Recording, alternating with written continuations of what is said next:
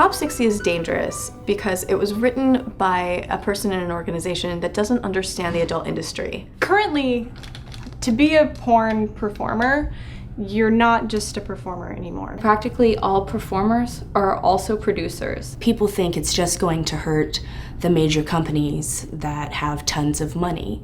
We're performers, but we're also director-producers. I do everything. Director, producer, performer. You have to do things like webcam, produce custom content. We do custom clips for our fans. I have a clips store where people can go and buy my work individually. There's something called trade content where performers team up, work together to create content that they share and distribute and profit from themselves. Editor, webmaster. I own my own small production company. Feature dancing, producing your own clips. I run my own website. I design websites. I distribute DVDs. I distribute content. We have something called affiliate marketing, where if I were to do a scene for another company, they would give me a unique URL that I could share with my fans, and I would make money off of everybody who buys that clip through that URL. I am an affiliate through several affiliate markets. Even if I did nothing wrong, should someone assume that I did, I would be liable because I do produce my own content. So with everything that I do shoot and distribute, I will be held liable under Prop 60. It's really, really scary because I can't afford to be sued. You have to appear. You have to hire an attorney and go before a judge and defend yourself. And that's just not something that I can afford. I can't afford damages, lawyers' fees.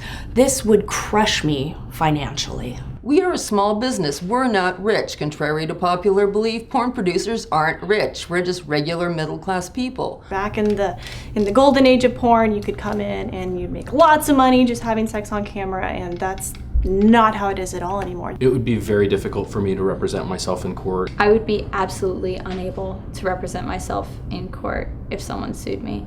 I don't know if I could afford to stay in California if it passes. If this passes, I would have to look at moving out of state. If the industry goes, so do I.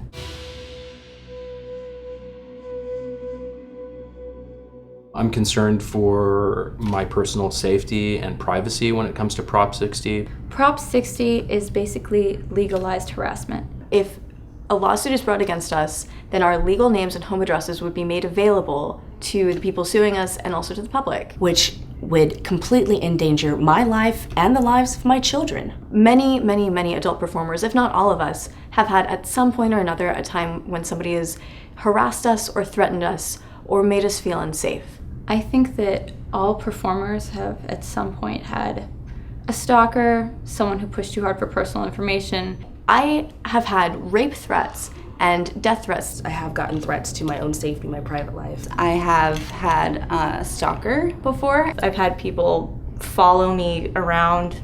He somehow got a hold of my legal name and used that to find my mother and find her work phone number, and he harasses her at work. He was kind of like a hacker, so he already is very good at finding out things. There's been people who have threatened to slit my throat and kill my dog. There's people like that will do anything to try to find you, will just take you to court just to have your information.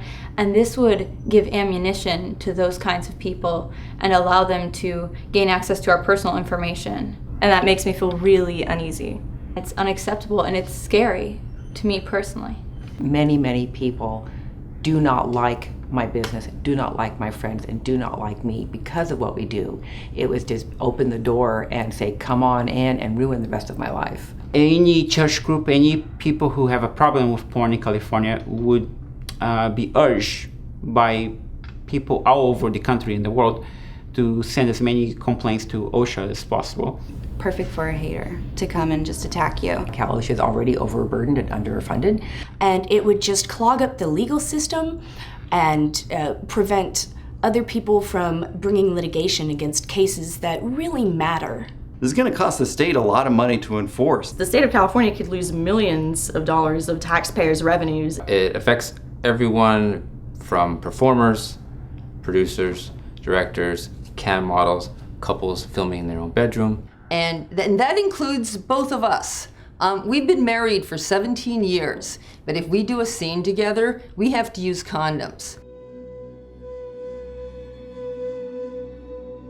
Giving Weinstein power in this industry is dangerous because he really doesn't like us. I know that he's the head of the AIDS Healthcare Foundation. He claims to want to help us, and he claims to want to protect us.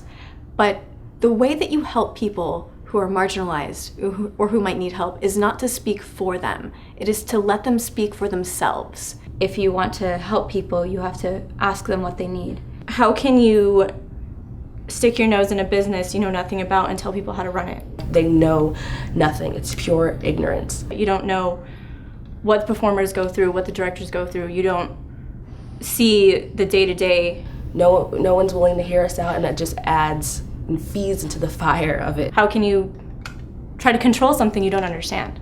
Michael Weinstein has continuously excluded adult performers' voices from the legislative process. When your opponent refuses to come to the table, refuses to speak to you at all, and yet claims to know how our industry works and what's best for us, you have to fear that kind of totalitarian unwillingness to communicate. I think it's very dangerous to give one person power to pretty much ruin an entire industry. If Mr. Weinstein wants to take his $200 million organization and make condom-only adult entertainment and sell it, he is free to do so.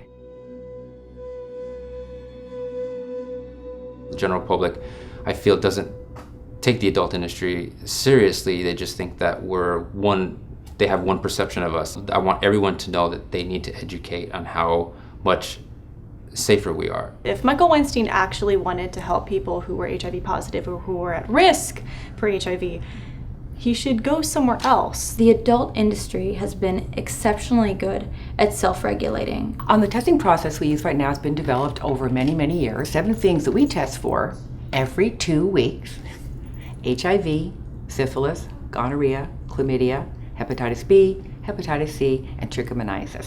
And I could work for 2 weeks. I have a 2-week window. So the window is really, really short. Why? Because the PCR RNA test can detect the protein for HIV within 2 weeks. Not the antibody, which takes a while, but the protein itself.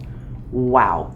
Being in the industry honestly has been the safest thing health-wise for me, so I see no reason why we need to take extra precaution or jump through hoops like we're not already safe here. And we did that without any external legislation. Michael Weinstein is focused on the adult industry and spent millions of dollars trying to fix a problem that doesn't exist at the expense of communities who have real problems with HIV. And as an aside, any person who wants to can come to our clinic and test themselves. So you can test like the porn star and be as safe as we are. So I know my status. I get tested 12 to 25 times a year.